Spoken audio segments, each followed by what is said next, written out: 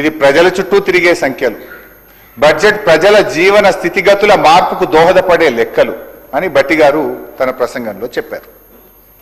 సరే, ప్రజల జీవన స్థితిగతి మార్పుకు దోహదం చేసే ఈ లెక్కలు ఈ బడ్జెట్లో ఎక్కడున్నాయో చెప్పగలుగుతారా? ఏం sir it's minimum principal opposition will speak for 2 hours sir. There are lot of interruptions. Kindly cooperate. ఇంకోటి సార్, ఈ రాష్ట్రానికి ఇంతకంటే ముఖ్యమైనది అసెంబ్లీకి ఏముంటుంది స్పీకర్ సార్? మాట్లాడినారు సార్, ఏదో కుట్ర జరుగుతుంది సార్ నా మీద. లేదు హరీశ్రావు గారు, 1:15 నిమిషాలు మాట్లాడిన మీరు కంక్లూడ్ చేయండి. సార్ ఇక మాట్లాడేదంటే కూర్చోమంటే కూర్చుంటా, మరి పొమ్మంటే పోతాం సార్. ఇవ్వవలసిన టైం కంటే మంచిగానే ఇచ్చినాం, మాట్లాడండి. నేను హరీష్ రావు గారిని కోరుతా ఉన్నాను అధ్యక్ష. సార్ గంట మీద 15 నిమిషాలు ఇప్పటికే అయిపోయింది సార్. 1 hour 15 minutes అయిపోయింది సార్. ఇప్పటికే చాలా సమయం అయిపోయింది సార్.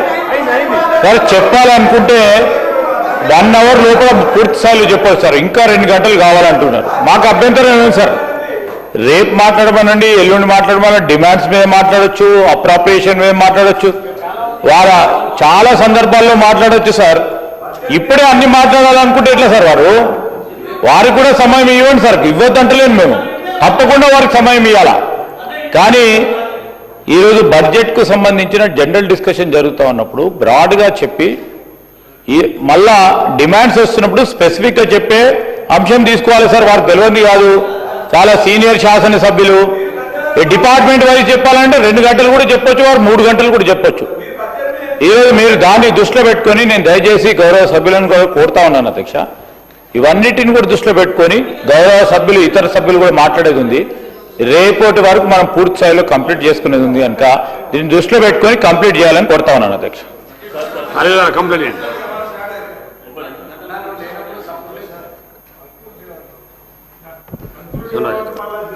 గవర్నర్లో లెజిస్లేటివ్ అఫైర్ మినిస్టర్ గారు అంటే ఇంత బడ్జెట్ అనేది ఇంపార్టెంట్ సబ్జెక్టు మీద మా నాయకుడు మాట్లాడుతుంటే గంట అయిపోయింది అంటూ. సార్ టీ బ్రేక్ అని 2.5 గంటలు మమ్మల్ని కూర్చోబెట్టారు. Please please please please please చెప్పనివ్వండి సార్. 2.5 గంటలు టీ బ్రేక్ అని 2.5 గంటలు కూర్చోబెడితే మేము కూర్చున్నాం సార్. గవర్నర్ అడ్రస్ మీద ధన్యవాదాలు చెప్పేటప్పుడు ముఖ్యమంత్రి గారు ఢిల్లీకి వస్తారంటే 5-6 గంటలు మేము కూర్చున్నాం. ఆయన వచ్చిండు, పండబెట్టి తొక్కిండు. సార్ ఇది సభను పక్కదారి పట్టించే ఆలోచన చేస్తూ ఉన్నారు. చాలా సీనియర్ సార్ వారు. నేను ఫస్ట్ టైం అయినప్పుడు వారు మంత్రిగా ఉండే సార్ అధ్యక్ష. వారికి మొత్తం ఆంధ్రప్రదేశ్ చూసిండు, ఇప్పుడు తెలంగాణ కూడా చూస్తూ ఉన్నారు సార్. ఈ శాసనసభకు సంబంధించి ఎప్పుడు కూడా ఆ రోజు కూడా ముఖ్యమంత్రి గారు వస్తారు, వారి స్పీచ్ ఉంటుందని చెప్పలేదు అధ్యక్ష. సమయాన్ని కూడా అందరి గౌరవ సభ్యులకు సభా సమయం ఇవ్వడానికి మీరు శాసనసభాపతిగా అందరికీ కూడా అవకాశం ఇచ్చింది అధ్యక్ష. ఆ సమయం ఆ విధంగా కోయిన్సైడ్ అయింది. అయినంత మాత్రం దాన్ని ఆ విధంగా చెప్పడం సరికాదు సార్. ఇదేం సార్, ఇది మీరు సీనియర్గా ఉండి ఈ విధంగా మాట్లాడడం సరికాదు సార్.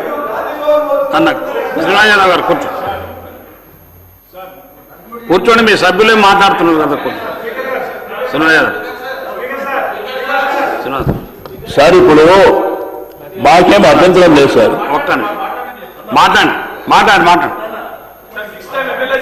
మాట్లాడండి శ్రీనివాస్ గారు. సార్ మాకు సభానాయకుడు వారు వచ్చి రిప్లై ఇచ్చేటప్పుడు మాకు అభ్యంతరం లేదు. మేము ఇప్పుడే కొత్తగా 94 నుంచి చూస్తున్నాం.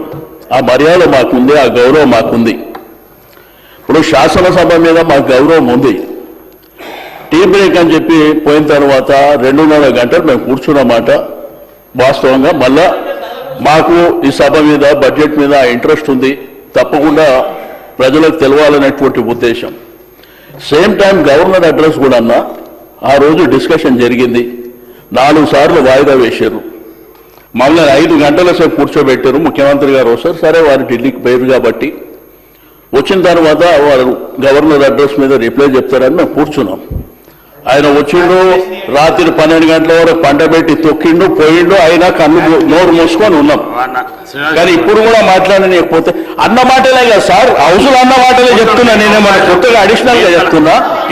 నేను దయచేసి ఒక సీనియర్ శాసనసభ్యునిగా ఈ సభకు గౌరవం, ఈ సభ గౌరవానికి మర్యాద ఉండాలని. ఇప్పుడు అంతకుముందు ఏంటంటే ముఖ్యమంత్రి గారు మాట్లాడే ముందు శ్రీధరన్న లేచి చెప్పిండు, అంటే వారు లెజిస్లేచర్ అఫేర్ మినిస్టర్గా తప్పు మాటలు మాట్లాడద్దు, రికార్డుల నుంచి తీసేయాలి. మా కేటీఆర్ గారు గతంలో మాట్లాడిండు, ఆయన అన్నాడు తెగియాలి అని చెప్పి ఆయన చాలా గౌరవంగా చెప్పారు. స్పీకర్ గారు రికార్డుల నుంచి తొలగించేస్తున్నాం అని చెప్పారు. మరి పండబెట్టి తొక్కుడు మరి అట్లనే ఉండాలనా? చెప్పండి సార్, మీరు చెప్పిందే మేము గౌరవించినాము. ఆ తర్వాత స్పీకర్ గారికి అడుగుదామని మా వాళ్ళు క్లారిఫికేషన్ అడుగుదామంటే ఆయన బంద్ చేసుకొని వెళ్ళిపోయాడు. ఏం సార్ ఇది, సభ నడుస్తుందా? అసలు రాజకీయాలలో ఎందుకున్నాము అనేటువంటి బాధ కలుగుతుంది. నేను 94 నుంచి చూస్తున్నా కాబట్టి. ఏదో గౌరవం లేదు, మర్యాద లేదు. వారు మాట్లాడుతుంటే వారు రేపు ఆన్సర్ చెప్తారు, మధ్యలో వాళ్ళు వేసి మాట్లాడుతారు. మొన్న కూడా చెప్పిన, మేము అడిగితే మైక్ ఇవ్వరు, మా దిక్కు చూడరు. అంటే దీనికి అందుకే మేము ఎందుకు రావాలి శాసనసభకు బాధ కలుగుతుంది. అధ్యక్ష, మీరు అవకాశం ఇచ్చినందుకు ధన్యవాదాలు. ఫైనాన్స్ మినిస్టర్ గారు, ఫైనాన్స్ మీరు బట్టి సార్ అన్న అధ్యక్ష, అత్యంత ప్రజాస్వామ్యయుతంగా ఈరోజు చర్చ జరుగుతూ ఉంది అధ్యక్ష బడ్జెట్ పైన. మేము గతంలో 10 సంవత్సరాలు చూసాము అక్కడ కూర్చొని. ఇప్పుడు హరీష్ రావు గారు మాట్లాడుతుంటే ఎవరు డిస్టర్బ్ చేయలేదు అధ్యక్ష. కొన్ని పూర్తిగా సమాచారం పూర్తిగా సభను తప్పుదోవ పట్టించే ప్రయత్నం చేస్తున్నప్పుడు ఎక్సైజ్ మంత్రి గారు సమాధానం చెప్పాలో, వారు తెలివైన వారు చెప్పాలి అన్నప్పుడు వారు తప్పనిసరి పరిస్థితుల్లో లేచారు, వారు చెప్పాల్సిందంతా చెప్పారు. అది తప్ప ఇంకెవరు వారిని ఎవరు డిస్టర్బ్ చేయలే. వారు చెప్పాల్సిన పూర్తి స్థాయిలో వారు చెప్పేవన్నీ రాసుకుంటున్నాం. సమాధానం చెప్పేటప్పుడు తప్పనిసరిగా చెప్తామని చెప్పాం. కాకపోతే ఏంటంటే ప్రతి సందర్భంలో లేచి ఇంటర్ఫియర్ చేస్తున్నారు అంటే కొన్ని సందర్భాల్లో తప్పదు అధ్యక్ష. ఉదాహరణకి హరీష్ రావు గారు మాట్లాడుతూ మీ స్టాంప్స్ అండ్ రిజిస్ట్రేషన్ డ్యూటీస్ పూర్తిగా మీ ఆదాయం తగ్గింది అని వారు చెప్పారు. మరి అది రికార్డ్స్లోకి వెళ్తా ఉంది కదా అధ్యక్ష. అది పూర్తిగా ఆ 1 సైడ్గా రాంగ్ ఇన్ఫర్మేషన్ సభకి బయట ప్రజలకు ఇస్తే అది కరెక్ట్ కాదు కదా. నేను అనుకున్నా లేదు చెప్దామని, కానీ మీరు పదే ఇంటర్ఫియర్ అవుతున్నారని అంటున్నారని నేను ఆగాను. కానీ ఇప్పుడు వారు చెప్పిన దాన్ని బట్టి చూస్తే నేను తప్పనిసరిగా ఎవరైనా గౌరవ మంత్రులు రెక్టిఫై చేయకపోతే రాంగ్ అది రికార్డ్స్లోకి వెళ్ళిపోతుంది. ఉదాహరణకు అధ్యక్ష, రిజిస్ట్రేషన్ డిపార్ట్మెంట్ రెవెన్యూలో 2024-25 ఆర్థిక సంవత్సరంలో 14,250 కోట్లు వస్తే వారు వేరే రకంగా తగ్గిపోయింది అని చెప్తున్నారు అధ్యక్ష.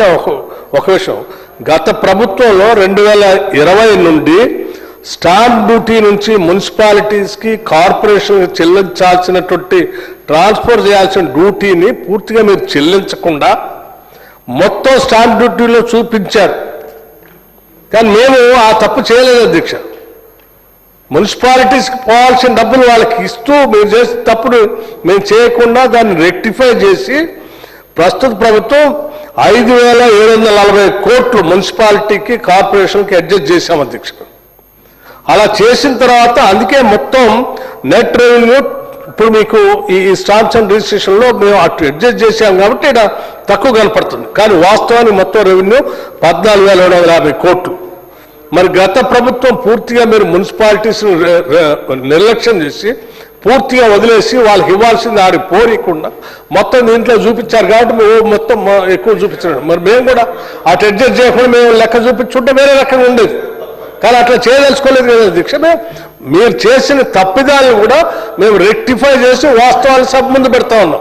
దాన్ని కూడా మేము తప్పుగా చూపిస్తూ సభ మొత్తాన్ని ఇప్పుడు మిస్గైడ్ చేసే ప్రయత్నం చేశారు. మరి మధ్యలో లేచి నేను కరెక్ట్ చేయలేదనుకోండి, అదే వాస్తవానికి కొన్ని సభ అనుకుంటుంది, రాష్ట్రం అనుకుంటుంది కదా. అయినా కానీ సరేలే నేను రాసుకున్నాను, హరీష్ రావు గారు పూర్తిగా అయిన తర్వాత చెప్దామనే ప్రయత్నం చేశాం. ఈ లోపల మన సోదరులు మన శ్రీనివాస్ యాదవ్ గారు లేచి 2.5 గంటలు మమ్మల్ని కూర్చోబెట్టారు. మేము సభ ఎంతో వాయిదా వేసి కూర్చున్నాం అని అంటే కూడా నేను సరే వాయిదా వేసిన మాట వాస్తవే.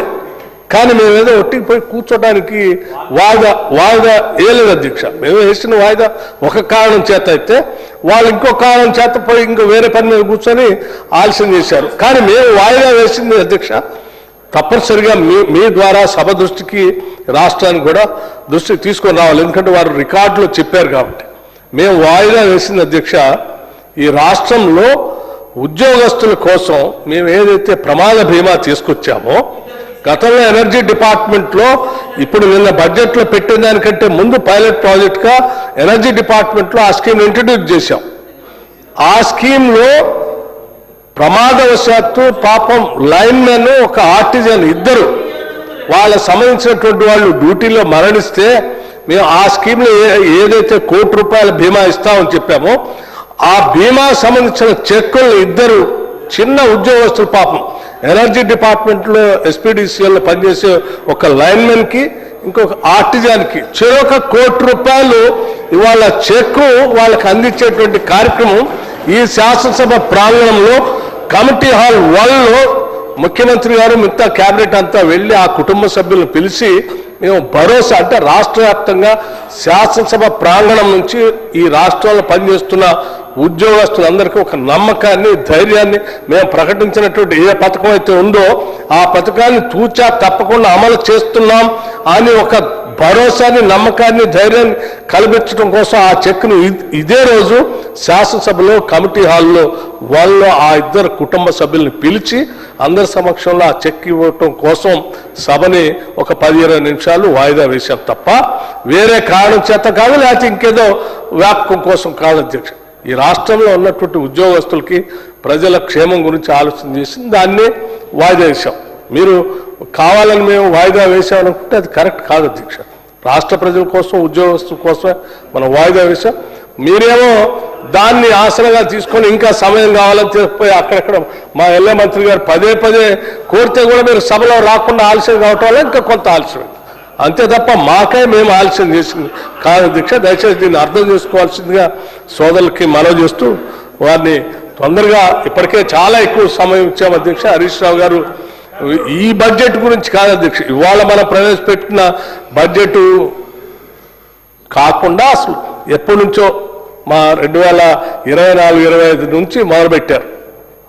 జనరల్గా ఇప్పుడు చర్చ ఈ బడ్జెట్ మీద ఇది వదిలేసి పాతది మొదలుపెట్టారు. మరి నేను 10 ఏళ్ళ నుంచి లెక్కలు చెప్పుకుంటూ రావాలంటే మరి ఇది వదిలేసి అది మాట్లాడాల్సి వస్తుంది. దయచేసి వారిని వెంటనే ముగిచేస్తే ఇంకా మా సభ్యులు కూడా మాట్లాడాల్సి ఉంది.